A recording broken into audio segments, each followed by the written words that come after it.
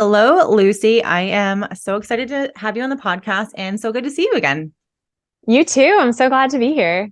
Yay. So before we dive into your ridiculous zone of geniusness, tell everyone a little bit about you and just introduce yourself. Awesome. Yeah. So I am Lucy. I'm a copywriter and I run the company My Right Hand Woman. I specialize in working with women-owned businesses, both product-based and service-based, and helping them stand out online with copy that really leaves a mark. Because my big thing is I want people to scale rapidly, and copy is one of the easiest ways to do it because it's your salesperson who's working for you 24 hours a day. Love that. And tell everyone, so I know that you were recently you were one of our you were our first guest expert in our in my e-commerce society membership. And like I was telling you before we started recording, you definitely made like a huge impression on everyone in the group. And I was just like, holy shit, you did, was it 14 or 17 copy roasts for people's websites in like 45 minutes or something? It was wild. It was like, okay, the next person's turn, and they would pop their website on the screen and she'd be like, okay, cool. And like would go through their homepage in like 3 seconds and give so much insane value. I was like blown away. And it definitely takes a lot to like wildly impress the crap out of me. But I was just like, oh my God, Lucy is a fucking genius. So anyway, I just wanted to share that with everyone. Thank you. No, I love doing those roasts. Yeah, I think like one of the best parts about being a copywriter is just being able to like lay eyes on someone's site for literally 90 seconds and be like, oh, here's a problem. It's just like Mhm. seeing those holes. Cause sometimes it's like we're staring at writing for like 2 hours and we're like, it's not hitting, but I don't know why. Yes. I have a hard time with that too. So it's definitely not easy to like have great copy on a website. And like I think copywriters, like I was in a mastermind program when we had access to a copywriter, and I was always like, you don't even understand the power that a copywriter can help transform your whole stuff. Like you you and other copywriters, like you have this gift with words, and you take words and jumble them around, and you're just like, oh my God, that sounds so much better. It's like, it's wild. And I never like, and I don't mean this in a rude way, I never had used a copywriter before, so I think I'd never had an experience, so I never saw the transformation. But like after the mastermind I was in, I was like, oh my God, copywriters are like, you need them. They transform your stuff, into converting messaging that will get people to buy. So For sure. Yeah. I mean, I think a lot of people often think like I need a coach,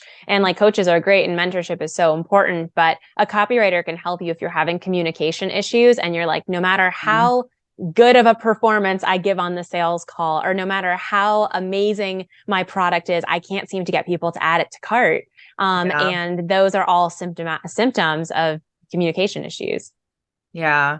And I know Lucy was on the podcast. I want to say like maybe a year and a half ago. And I think we talked about product descriptions. So I'm happy to have you back on. And this time we're talking about your brand voice and all the fun things about that. So I'm excited Yes. about that because I feel like I have been recently being like, I feel like not so much voice, but sort of like I'm going through a bit of a rebrand with my own business, new colors, new everything, and like really moving forward with like a personality driven brand and brand voice. And so I've really just been thinking lately about how I kind of come across in my emails and on my website and like all the stuff I put out on social media. So I think this is really good timing just because I've been thinking about this for my own business, but I know a lot of brands maybe don't quite understand like what a brand voice is, what the importance of it is. So maybe just like talk about, before we dive into some specifics, like what is a brand voice and why should people care, and maybe any examples you can share. I think that would be good. Yeah, I think you really hit the nail on the head. I think brand voice isn't really talked about all that much, but what I always say is I'm sure you know that logos and color palettes and fonts are important, and that is your visual brand. So the brand voice is your verbal brand. So it's what's going along with those visual elements of your brand. So when you create your brand strategy, a lot of people think brand strategy is the visual brand because that's the part we see. That part's a little easier. Mhm. But there's also this communication element of your verbal brand, of how you're communicating to people and how you're doing that in an on brand way. So that's where the brand voice is. So if we think of it like two Venn diagram, circles, brand strategies in the middle. It's the most important part. It sets the tone for everything else. And then you have on one side your visual brand, on the other side your verbal brand. And I guess it's not truly a Venn diagram because you want these two to be aligned. But if that visual kind of gives you some help to see that it's the other side of the coin to your visual brand. Okay. And then give us an example, because I feel like I know what I'm just, and when I'm like thinking, I'm just thinking of like people that I've worked with. Yeah, I definitely gave the macro like academic example. So I can like kind of bring it down to a little more like brand voice in the wild.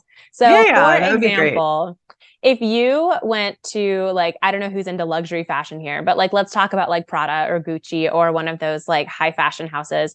If you went on their website and they were all of a sudden like yelling at you with like all caps being like big summer blowout, like you'd be like, this is gross. Like what is happening? Because it would completely go against the air of luxury that they have in all of their language. Another example that someone who really knows their brand voice is Apple. And I'll often use Apple as an example because you go on there and there's like 3 words of copy.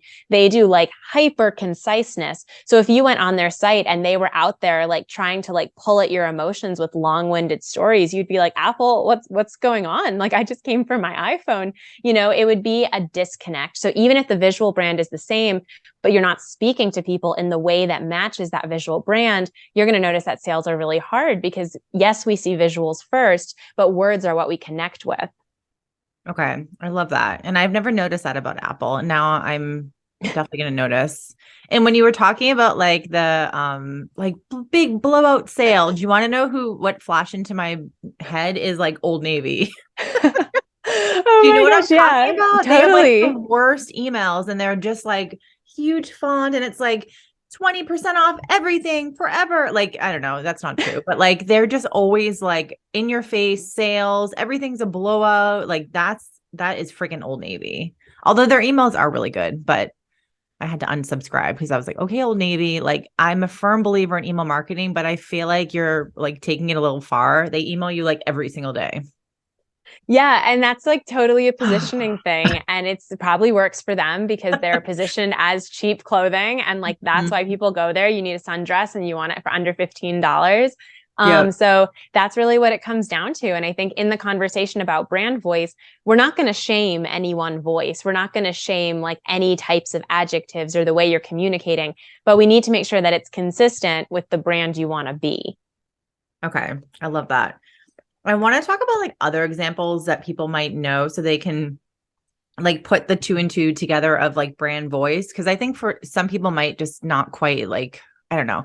So when it comes to like your brand voice, I think I went through your quiz that you have too. You have a brand voice, template, not template, brand, like what's your brand voice? I remember after our Yeah. session, I took yours and I was like, oh, this is so good. I think I got something like bold and sassy or like, I don't know, something. But like what kind of adjectives when someone's trying to think of their brand voice, like say, so earlier I was saying like, I'm thinking of people that either I've worked with before or people that have come through my programs. And oftentimes when I go through someone's website and their products and their descriptions, it's like super vanilla, like no personality. It's like monotone the way that I'm talking right now. It's like monotone, no personality, no secret sauce, nothing. And I'm always like, okay, we need to like infuse some stuff in here. Like this is boring, no one's going to buy a product where there's no description and you're only talking about like features. So how do you help get someone started with like, how do I craft my brand voice? Like, what's that process like? Or what kind of adjectives do you work with or something? Yeah. So I think exactly what you were saying. I think the biggest thing when it comes to brand voice is first like knowing how to recognize a brand voice. So like if you were to give me like any e-commerce company, like let's do one that, people know, like Patagonia. I think, we would all like say their brand voice is pretty down to earth. They're not very like frou-frou up in the air. It's very like, send your stuff in, we'll fix it. Like, let's all save the planet together, Mhm. So that's a really good exercise to do before you even start looking at your own business, because your business is going to be exponentially harder, not meaning to scare anyone, is look at other brands and see, can you put adjectives on their brands and their brand voices, or is that really hard for you? That's like homework step one. And if you're able to like go to Drunk Elephant and go to Petco Oh and go to all my these like God. different brands Drunk and elephant. pick it's so good. It's so Like, good. their copy is just on point. They're exactly my example for bold a lot of the time. And so if you're able to go there and recognize when brands are being luxurious, when they're being bold, when they're being casual, when they're being intimidating, then you can start to build your bank and your vocabulary. And then when it comes to your brand, it really, I always start with my clients by kind of asking them like, where do you want to be positioned in the space? And they'll usually say something like, oh, I want to be a luxury X product, a luxury razor. Let's just like go with that for this example. And I'll be like, awesome. So luxury is like different these days. Like luxury is not all like up in the air and formal and like up there, but you have to be mindful, because if you're going to be luxurious, then you need some form of air of exclusivity. So the reason I bring this up is because a lot of brand voice words kind of like feed into other brand voice words. So if you want to be luxurious, you need some element of exclusivity, you could kind of go the formal route. Or you could be like, no, our exclusivity is going to be cool. It's going to be the in group. It's going to be like high school. Or our luxury is going to be already with our price point. So then we have the flexibility, because we're already conveying luxury with the price point. We can make it that we're talking to a friend. So as you can see, there's like kind of a concoction process, but you need to make sure if you want an adjective, you're not just thinking about that adjective. You're thinking, how am I going to convey that adjective? Oh, so good. Okay, I feel like there's a lot that I need to break this down, because that was so good. And yes, Drunk Elephant is freaking amazing. And when you said that, I was like, I had to speak out, because I had just used them 2 days ago. As I'm building out my new program that I have telling you about, the Cultish product, I'm building out a couple things, and I was using them as an example for something, and it's for their email marketing. And I was like, and I basically did a video where I was like, okay, look, I'm going to go to Drunk Elephant. I'm going to go to their shopping cart. I'm going to add something in. I'm going to leave their shopping cart, because I know they're going to send me their cart abandonment emails, because this is a freaking on point brand. And 10 minutes later, got my first cart abandonment email. And I was like, oh, they're so good, but their pop-up is good. Their colors. Anyway, I had to just pipe in because I'm obsessed with them. Can we go through and I want to sort of do something fun with you as you're talking about the different adjectives. I was like, okay, I feel like I want to ask you like a bunch of different random brands, and you tell me like what their brand. Oh, let's do it. Yeah, I hope I know the brands. I like don't shop enough online. I mean, that's like not a bad thing, but yeah, let's do it. Okay, I want to I hope I can think of some quickly, because only two. So, okay, so I want to start with coffee. So I have this whole thing with Starbucks versus Dunkin' Donuts. Okay. And I want to do a podcast episode about this. I have been talking about this for a long time. So let's do like fast food brands, because I feel like people know those. Yeah. So how would you describe Starbucks versus Dunkin' Donuts? Like, what would their brand voice or adjectives be? Oh, I'm so excited. So for Starbucks, and these are like not the official, like if you go look up Starbucks brand guide, I don't even know if it's published, but it's probably not going to be what I'm saying, because I'm just saying this off of my perception, not like the agreed upon perception. Yeah. But Starbucks definitely positions themselves as like community oriented, definitely a high positioning of a little bit of luxe, but not too high up. And then cozy. There's a lot of like coziness, a lot of sensory words, and a lot of experiential language in everything that they do. They're like snuggle up with a caramel macchiato. Like, could you imagine if Dunkin' said that? We'd be like, Dunkin', you've lost it. And then Dunkin' is definitely like utilitarian. Like even when you walk into their space, their menu is very to the point. It's concise. And they, in terms of their brand, they have a little bit of boldness, a lot of boldness in their language, but they're focused a lot more on like the practical, concise, a little bit more towards like the Apple without the luxury lean. Interesting. I like that. Okay. Let's do skincare. This is not fast food, but I don't know. This is how I roll on the podcast. We talk about something and then I'm like, wait, let's talk about this different thing. Okay. I don't know if you know Kylie Cosmetics and Haley Bieber's brand Rhode. I don't know if you know that brand, the Oh, I skincare know brand. Kylie, like the lip kits, but I don't know Hailey Bieber. Okay, what other like celebrity-ish influencery? Do you know any of their brand? Oh wait, what about Rihanna's brand? What's it called? Forget. Is it Fenty Fenty. Cosmetics? Yeah, Yeah. Fenty Beauty versus like Kylie Cosmetics. Yeah. So, I mean, I Love think it. this is a really interesting example because now we're getting into like a personal brand combined with a Mhm. product-based business. So we have this, as if this podcast episode wasn't complicated enough. Now we have like this fun part where it's like the personal brand of the person really bleeds into the product. So you have Rihanna, she's like definitely like a little bit more of like willing to be herself, like very authentic, totally like has this cult like following with her fans. She also has her Mhm. music, which always like kind of peels into how people perceive her brand because a lot of people who buy her stuff have listened to her music. So that's why this brand voice is going to be combined with who Rihanna is, but also the cosmetics. She's trying to create an air of inclusivity. Like everyone is welcome. I want like really high quality products for like all skin tones, all everything. So that's going to be that brand tone. And it's also mixed with her element of like being so cool in music. So it has like that cool girl element too. So then Hmm. you have Kylie, where, you know, everyone kind of knows she's like very Instagram famous. And then everyone wants to be Kylie. Everyone wants her lips. Like by that point of view, obviously there's a little bit of intimidating in terms of aspirational. You know, everyone wants to look like her. And I'm obviously simplifying things. I'm sure some people buy her cosmetics because they're like, I just like that color of lipstick. But it's this idea of there's an aspirational element. She's probably slightly casual conversational in her copy, but I would assume it's a little bit more of like a you want to be in my space, in my group because I'm famous, I'm awesome. And then that's combined with her personal brand of being like one of the most in demand influencers. So I know we went way off script with just brand voice, but that's something to keep in mind. If you are the face of your product based company, who you Mhm. are as a person is really going to bleed into your brand voice. So interesting. Okay, let's do one more. I love this so much. I feel like since you talked about Drunk Elephant, what's like another, maybe just do you know like a lot of skincare brands that people might know of? Maybe just do, Um, Drunk what about Elephant, I Primally know. Pure? Do you know I don't Primally know Pure? Prime Really Pure. I know Super Goop. Yeah, do that. Super Okay, Goop. I was like, this is gonna be a fun episode of I how have little Super skincare I Goop. wear.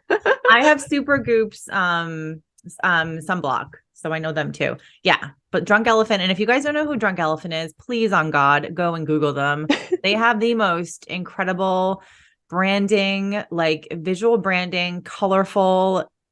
Their website is crazy, by the way, maybe slightly overwhelming, but their branding is freaking incredible, and you need to check it out. Okay. So good. Drunk Elephant is so good. So I think when it comes to these two brands, this is a much easier example to grasp because we're no longer in that personal brand space. So Supergoop, immediately, I would think like minimal, playful.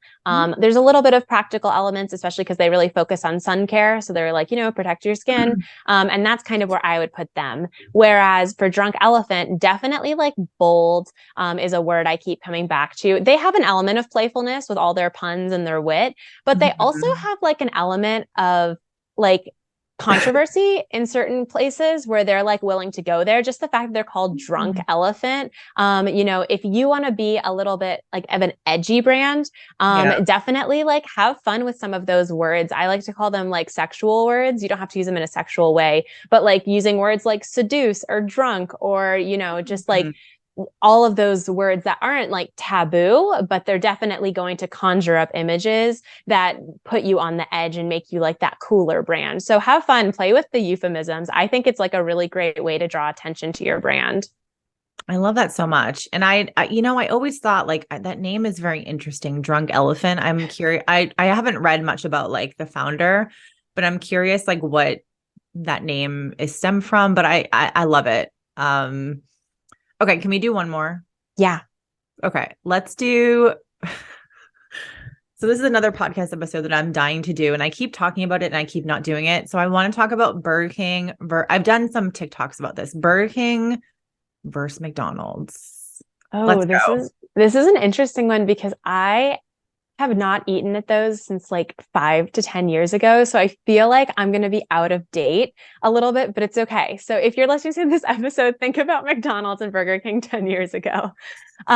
So I And think Burger when it King hasn't changed, by the way. Okay, that's good to know. So McDonald's is like interesting because I think they really play a lot with like mysterious as their brand tone. So obviously, I think we can all agree that they're like affordable, they're quick, they conjure up images of like, family, fun, friendly, like go get good food. But they also like do something really interesting with like the McRib. Like they have like an element of like elusive where they have these menu items. They encourage people to like check out McDonald's in different countries. They're like, oh, it's going to be different. And they do a really good job of like this Jack in the Box like interest. Like you never know what it's going to be. You never know what's going to pop out. And I think that's really key to their brand voice is like the X food item is back, like just like really clear, really concise, but also a little bit mysterious. Whereas I feel like Burger King actually leans into that like consistency, traditional tone. The Whopper, the Whopper, the Whopper Yeah. has been like around forever. They want people to feel like in like a cheesy way, but I think they know this, like that they're a king when they eat Burger King food with their Mhm. mascot and their logo, like kind of putting the customer on a pedestal. And it works for them because these are Wow. easy things for us to associate with. Yeah, no, that's so true. And like when you were talking about Burger King, the word I was thinking in my head was like, um, what? Now I forgot the word. It's like when dependable. Yeah. Like like you said, like they have the Whopper, they have their standard like fixed items, and like like you can kind of depend on it. I don't know if that's the right word, but where McDonald's, I feel like, and I've thought about this a lot because I take my son sometimes for kids meals, and I'm always like, oh my God, McDonald's is like the king. McDonald's is the king of marketing. Like they tried to cater to like a younger audience. They're always changing their menu Mhm. items. They're adding in like, oh, avocado things. And I feel like they do things to be like a bit more trendy. Yeah. Um, anyway, yeah. So I feel like Burger King hasn't changed much, but I will say, because I did some research before this TikTok video that I made last year, they have, I think, updated their branding a little bit to be like, I feel like a bit more playful, but I think you're right. Like I feel like they really haven't changed much in a long time. And I think when you look at them versus McDonald's, like I feel like McDonald's is way more trendy. And this is so strange comparing these two like yuck fast food brands. But I feel like, but everyone knows these two brands, you know what I mean? Mhm. So I feel like they were like easy targets to bring up besides Starbucks and Dunkin' Donuts. But yeah, that was so fun. I love this. I feel like I wish I could think of more brands because I think and another brand that was coming to mind was like Red Bull. I feel like Red Bull has um like a very strong person, like brand Oh voice, like yeah. Drinks personality, in like general, I feel like really go for it. Like mhm. this whole idea of like it's not a can, it's a way of life. Like not just with Red Bull, but with like Coke does this really well too. Red Bull has all these like skiers and extreme sport people. Like, Red Bull, gives you that energy to go like live this massive life. I mean, that in itself is like aspirational, it's adventurous, it's spontaneous. Like those are all brand voice names that come to mind. Whereas like for Coca-Cola, I think like it's more like happy, it's more like life's best moments, like savoring. So as you can see, like brand voice words don't have to be the like inspiring, casual, conversational. Like of course you can use those, but like go outside the lines and like really think like all of the niche adjectives that you also want to portray. I love that. And like when you're working with people I know that you have your VIP day and you have your membership, which is coming out soon, which we'll definitely talk about at the end. How, like, when people come to you, so I know you work with a lot of e-commerce brands and then Mhm. like coaches and things like that. But when people come to you, what problems do you mostly see with people? Do you feel like people are lacking that like personality packed copy? Or is it just like in general they're lacking like the brand voice, the copywriting that kind of matches the voice, or just yeah, like maybe talk through where do you think most people get stuck with this kind of stuff? Yeah, so the two biggest problems I see, the first one is I've never seen a brand go too far. I've seen a couple coaching brands go like into places where I'm like, oh, wow, they really went there. But when it comes to e-commerce companies, it's really rare that an e-commerce company goes too far. The issues usually are you're kind of like stuck in the bland zone and you're like, how do I get out of this? My product descriptions sound like everyone else's. And Yeah. then the second problem I see is inconsistency. So maybe your emails are like fun and casual and you enjoy writing those, but then you get to your web copy or your product descriptions and you just like freeze up. And then you lose this like casualness that you've built with your email list because you're trying to like have this perfect copy on your website. So that's where the brand voice really comes in because it's almost like a framework of how you're going to write every single time you write for your brand. Okay. That makes sense too. And I just made a note of like, I sometimes when people are talking, I make a little note because I want like that to pull a video clip, but you use the word, something about like bland, like the product description is bland or like you can't get out of bland land or I don't know. You said something that was really good. Bland zone. Yes, bland zone. That's it. Yes, that is like, yes. So I go through a lot of my students' websites and things like that. And that's like one of the biggest things I see is like between the product photos, their images on the website, the copywriting, the descriptions, they're so vanilla. Like I'll use the word vanilla because I think that's just how I always think. It's like super boring and vanilla. Um, how do you like how do you help people fix that? So when you work with someone, like what kind of steps do you go through to kind of take boring copywriting or boring like maybe brand voice and like let's level up here. How do you help people?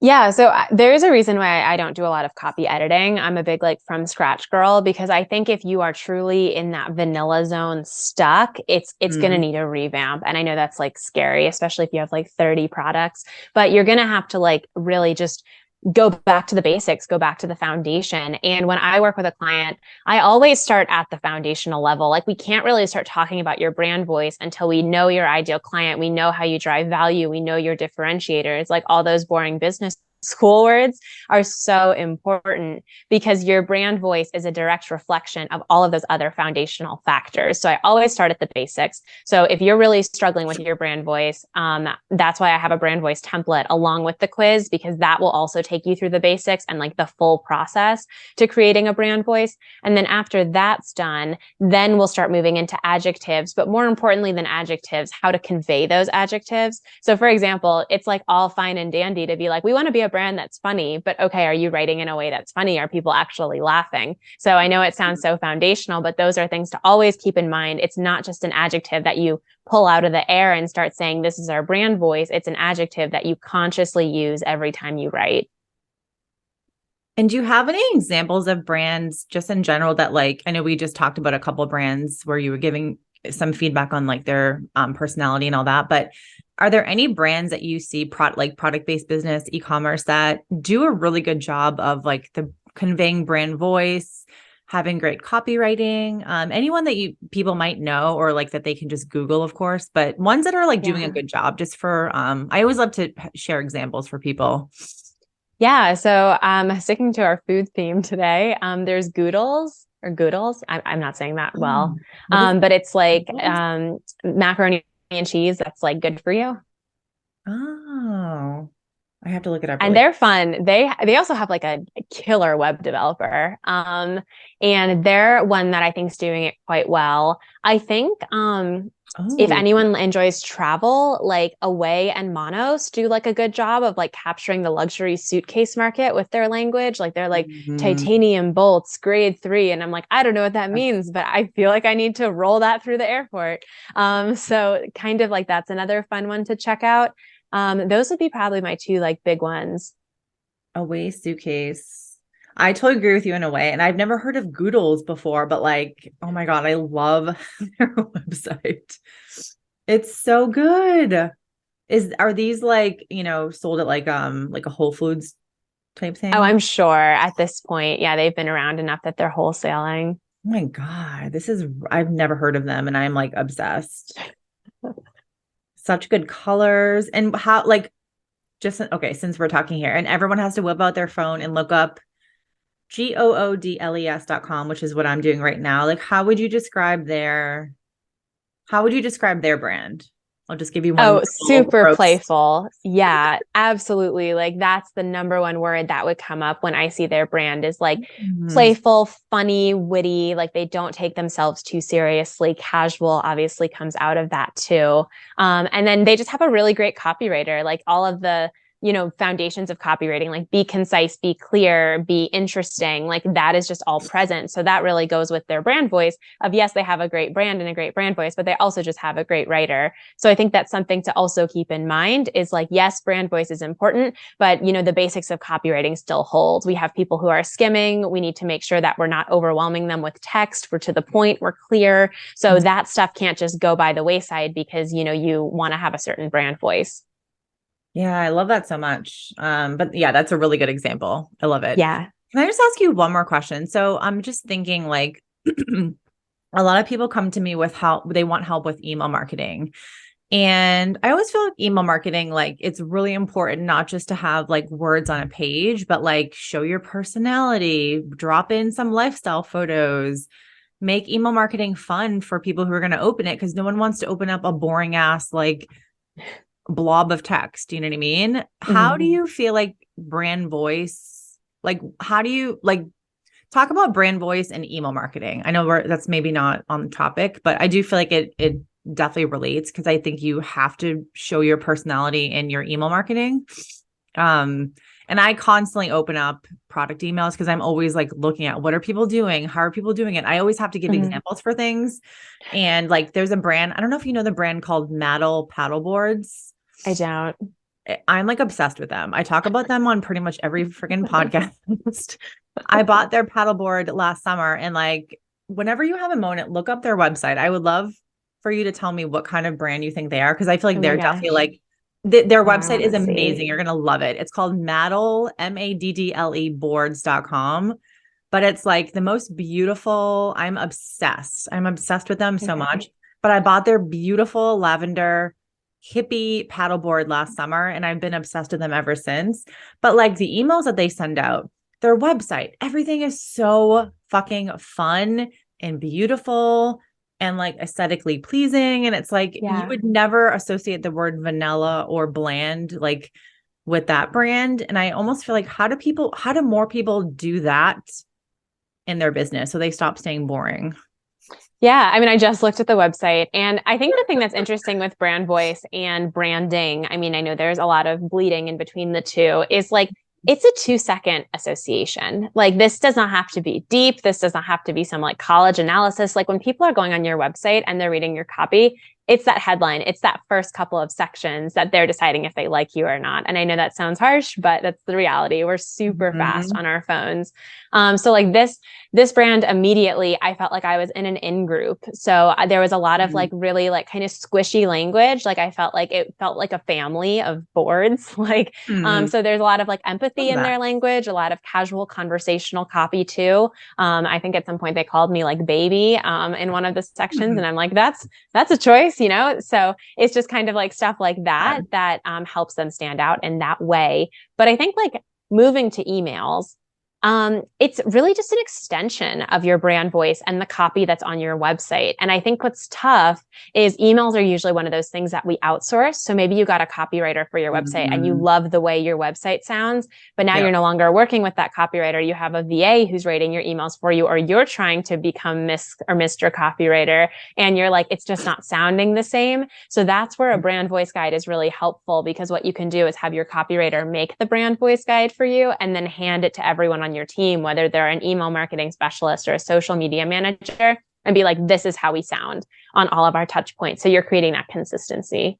That's such a good point and like so important. And I totally know what you mean because literally yesterday, I just hired a new virtual assistant and I have one person on my team who does a lot of the emails for my business. I do some, the girl on my team does the rest.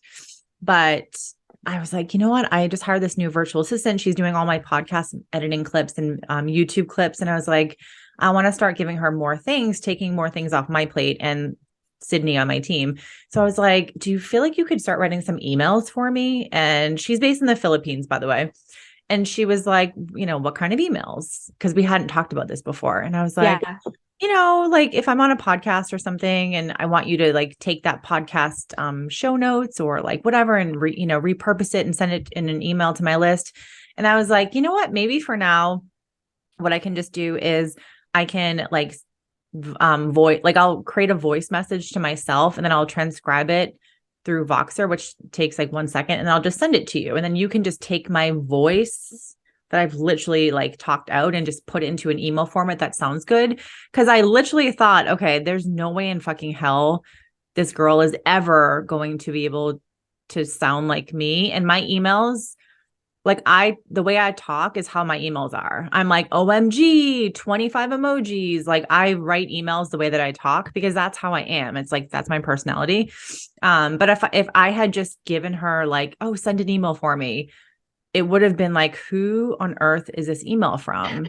So I feel like this was a long-winded story here, but the point is that your audience can tell quite quickly if like someone else is doing your emails for you, or even if it's like your social media stuff. That's why so many people are afraid to outsource like Instagram, because I think you can tell really quickly if like someone else is writing that for you. So I love the idea that you mentioned, like having your copywriter do the brand voice guide for you. And then you can pass that along. And so people will know, okay, well, if I'm writing the email for this brand, like I have to really talk playful or I have to be funny or like I have to be super serious. You know what I mean? Because I do think people pick up on that. Like it's very noticeable. So And like brand voice guides go deep. Like we'll say, our brand says, send me an email, not shoot me an email, you know? So it's like little things like love that that. that we don't even think about. But if someone doesn't do it, you're like, this sounds weird. I totally know what you mean. Okay, well, this was amazing. Thank you so much, Lucy. I feel like I had so much fun with you, and thank you for just like playing along with my little I feel like I made you do the roast again, except with fast food brands. Yeah, I'm gonna get like hate from who did I call cheap today? I don't know. I don't even know. Did you call someone cheap? Maybe. Oh, No, Old I think Navy. yeah, we did. Yeah, we'll get some Okay. hate from them, but that's okay. Yeah, they can afford it. But honestly, Old Navy is, I mean, everyone loves Old Navy. Like, how can you not? You're like, I need a $2 flip-flop. Like, you go to Old Yeah. Navy. Tell everyone how people can work with you. And again, I know I talked about this at the beginning of the episode. Lucy came into my membership group a few months ago and basically like blew everyone the hell away with her copywriting skills. So if you are looking for someone to help you with copywriting, like I can literally sit here and attest she is the real fucking deal and she's awesome. But tell everyone how people can work with you and your services, maybe talk about your membership, and then how people can find you. Yeah. So when it comes to working with me, I have a few different offers. The first one is if you want me to just take a look at your site, I highly recommend booking a copy roast. You can find that on my website, myrighthandwoman.com, right spelled like writing. That's like if you don't want someone to write your stuff, but you want someone to look at it and just like give you their 2 cents. And then the two ways to actually have me write for you is through a VIP day where we spend the day together and I can write your whole website in a day, or through the membership where I am accepting new clients there, but it is going to be capped because it's a done for you copy membership where when you're in the membership, you can order off of the menu whenever you want. You're in the copy cocktail lounge is what we call it. And you can get a la carte copy, product descriptions, emails, sequences, whenever you need them within 3 to 5 days. So it's like a crazy fast turnaround time. You have a copywriter on your team. That's great if you're already like really established and you're ready to kind of hit that next level of drunk elephant status. And then I'm trying to think if you are a DIYer, I have something for you too, which you'll find in the show notes. It's the brand voice template. I highly recommend, honestly, everyone gets this template, whether you're new or scaling, because it's the easiest way to create your brand voice guide and then never have to think about it again. And you can hand it to VAs, you can hand it to marketing agencies, whoever you need to hand it to, you can, because you actually leave with your entire brand voice guide created. I take you through that entire process. And then if you just want to hang out, come hang out on Instagram. My handle is at myrighthandwoman. And you can also just peek at my website again, at myrighthandwoman.com, right spelled like writing. And I'm now on TikTok. So you can head to My Right Hand Woman on TikTok too. Nice. Well, thank you so much. So nice to see you again. And I had so much fun with you. So thank you, Lucy. Yeah, thank you.